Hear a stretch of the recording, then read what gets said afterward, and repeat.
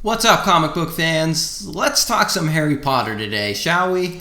The newest installation is just about to hit theaters, and being a big fan of the books as well as the movies, and obviously being a fan of comics, I thought it'd be fun to sort some of my favorite characters into Hogwarts houses. And the best place to begin has got to be the Justice League. But before we jump into it, let's go over the 4 Hogwarts houses. The first house we're going to talk about is Gryffindor. Founded by Godric Gryffindor, this house values bravery, nerve, chivalry, courage, and daring.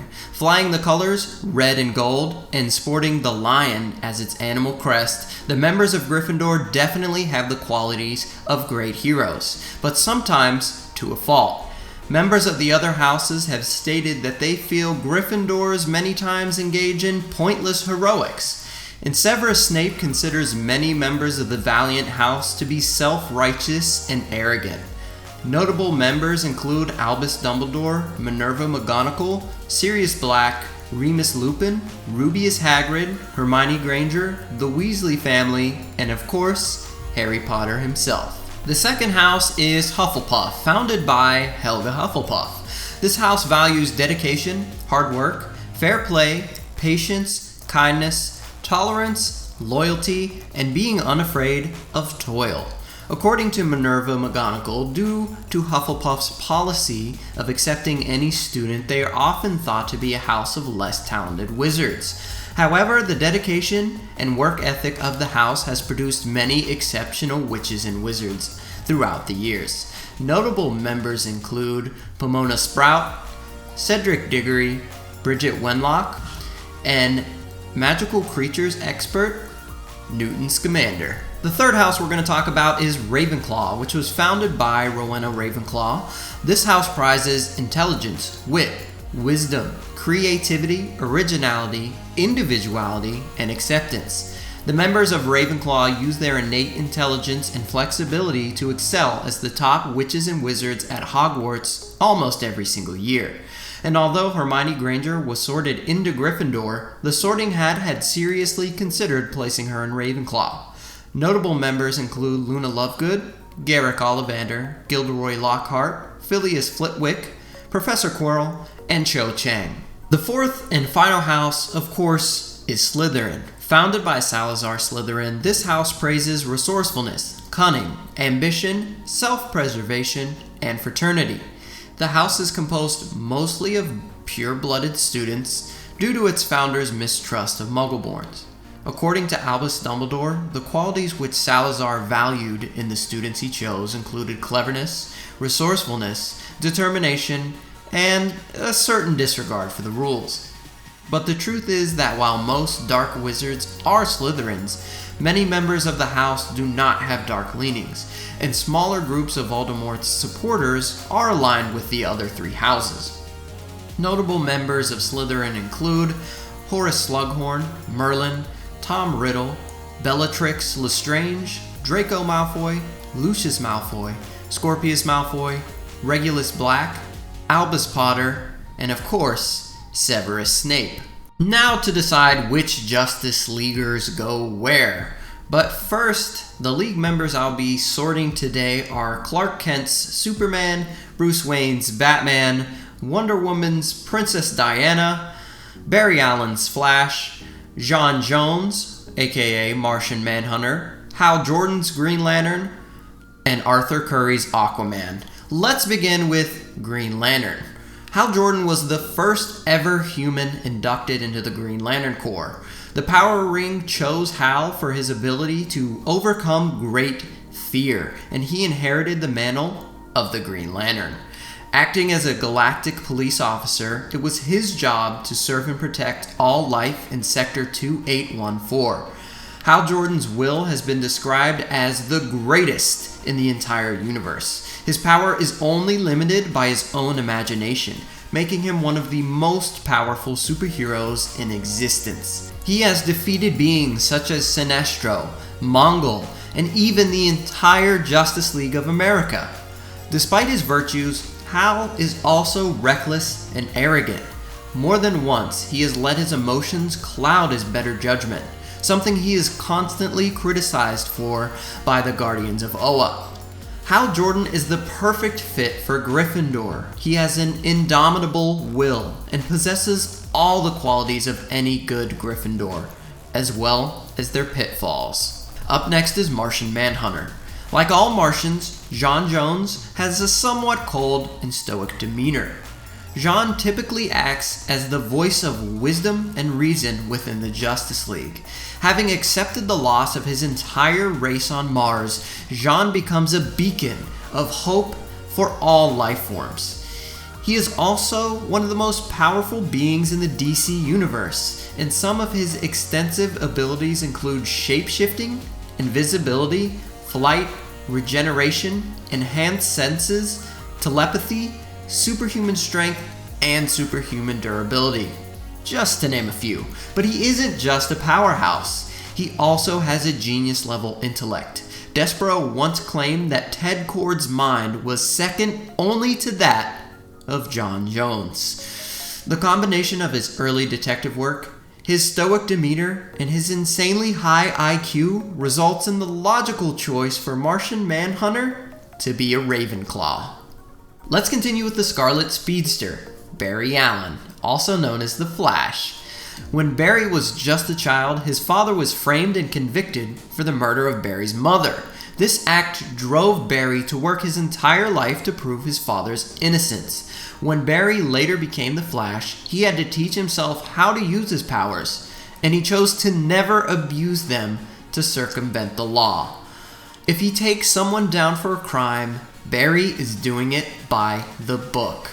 He is very much an optimistic person as well, looking for the best in every single situation. This is exemplified when he is chosen to become a Deputy Blue Lantern during the war against the Black Lantern Corps. Blue Lantern power rings are charged by the emotion hope. Barry perfectly embodies this emotion, which is evidenced by the hopefulness that his father will one day be exonerated. He is also a very self-sacrificing person, going out of his way to help everyone he can with his super speed, and rarely taking a day off. He even goes as far as to actually sacrifice his life to save humanity in Crisis on Infinite Earths. I thought sorting Barry Allen would be difficult at first, but after doing some more research and taking a real look at Barry Allen's character and seeing his determination, kindness, and his honesty, the obvious choice was Hufflepuff. Now let's talk about Aquaman. Arthur Curry is the ruler of Atlantis and all the Earth's oceans. Being Atlantean, he is imbued with superhuman strength and speed, as well as the ability to command all sea life. He was born to an Atlantean princess, Atlana, and a lighthouse keeper, Tom Curry. His mother left him soon after his birth to return to Atlantis, and he was raised by his father as a human on the shore. Arthur has a warrior spirit and a drive to protect his kingdom and the people that he loves. But he doesn't just fight for the sea. He protects the entire world as a founding member of the Justice League. He isn't without his faults, however. He is often prone to get very aggressive, even going as far as to fight his own friends. But his bravery, nerve, and stubbornness lead me to believe that Aquaman would be sorted into Gryffindor. On to the Trinity, the big three, the cornerstones of the DC universe. And how about we begin with Wonder Woman? The Amazons were originally created by the Greek goddesses and brought to Themyscira. There, Hippolyta created Diana out of clay, and the Greek gods bestowed her with life and many gifts, making her the only Amazon who was not conceived by a man. She grows up among the Amazons who teach her the skills of a warrior as well as the lessons of peace and love. Despite being compassionate and a hero for peace, she is by no means a slouch. Batman has said that only Superman has the strength to restrain her. She doesn't just use her raw power, however. She's dedicated herself to becoming an expert in many, many forms of combat. Wonder Woman is the embodiment of dedication, hard work, fair play, patience, kindness, tolerance, and loyalty. She would be completely out of place in any other house that wasn't Hufflepuff. Superman is up next. I really don't feel like we have to be here long. Everyone knows Kal-El was sent to Earth, raised by the Kents, and grew up to become Superman. Everything all other superheroes should strive to be like. He's the hero of heroes, the man of steel who fights for truth, justice, and the American way. You probably saw this coming. Superman is the ideal Gryffindor. And finally, we've come to Batman, my favorite superhero of all time. And of course, everyone knows Bruce Wayne was orphaned at a young age after witnessing the murder of his parents. The death of Thomas and Martha Wayne is the pivotal moment in Bruce's life. The act of taking a life is what sent him on his crusade and what motivates him to fight crime. For Batman, crime is killing, and the opposite of crime is Batman. We all know Batman is incredibly intelligent, so Ravenclaw might seem like the obvious choice, but let's dive into some of Batman's characteristics and see if that is really a match made in heaven. So I've just mentioned Bruce is smart, but how smart? To be a little more specific, his IQ is around 190. Which is 10 to 20 points higher than Albert Einstein. He's also very resourceful. We all know the jokes that Batman wins every fight because, well, he's Batman. And that's kind of true. He's been able to get out of so many life or death situations by being cunning and incredibly resourceful.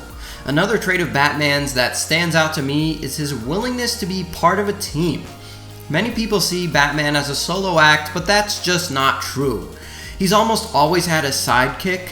He's almost always been part of the Justice League, as well as many other teams. And he even had the ambition to create Batman Incorporated, which is a worldwide network of Batmen fighting crime across the globe. Bruce has many other qualities which would fall into multiple houses. He's brave like a Gryffindor, smart like a Ravenclaw, hardworking and patient like a Hufflepuff. But ultimately, his defining traits just scream out Slytherin. Let's look again. Resourcefulness is one of his most famous characteristics. Cunning, of course. Ambition, which we mentioned with Batman Incorporated, but also Wayne Enterprises and his consistent attempts to unify Gotham as Bruce Wayne and as Batman. Self-preservation, we've seen most recently in the New 52 when he was trying to clone himself so Gotham would always have a Batman. Lastly, fraternity. While Batman seems cold and distant at first, being a part of a team has always been a staple of Batman, and I can see no other house better suited for Bruce Wayne than Slytherin. So those were my picks for the Justice League's Hogwarts houses. What did you guys think? Do you think I was pretty on point or was I way off? Let me know down in the comments. And if you'd like to see more content like this, be sure to subscribe and like this video. It does really help us out. And if you'd like to see us do different videos, head over to our Patreon, become a patron, and you can enter a raffle for a chance to decide our next video. Thanks again for watching, everybody. Remember the motto, comics over everything, and I'll see you all next time.